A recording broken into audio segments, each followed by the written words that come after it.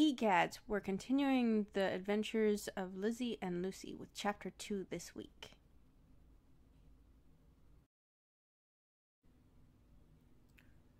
Lucy frowned.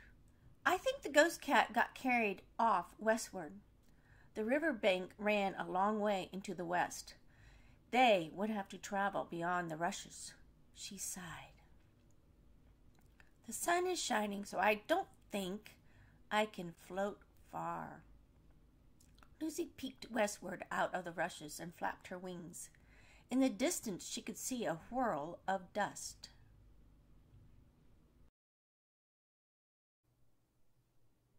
Westward, Well, at least we can follow the river bank for a while as we search.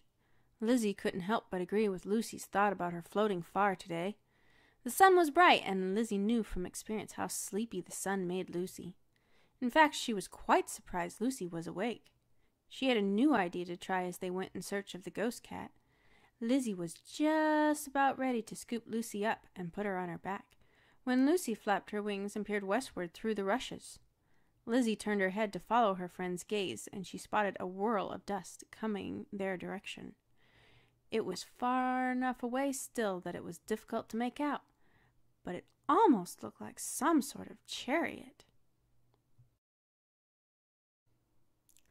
When the wind parted the rushes, she could see a dust cloud moving closer.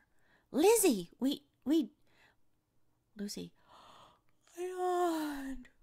we'd better hide. Forgetting whatever was coming their way, for the moment she quivered as a new thought crossed her mind. Lizzy, what if the wind carries me away?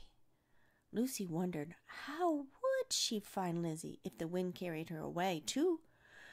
Perhaps the wind would blow a few clouds to cover the sun. Lucy tilted her head as she looked up at Lizzy. A gust of wind blew through the rushes, and Lucy covered her head with her wings to block out the sunshine.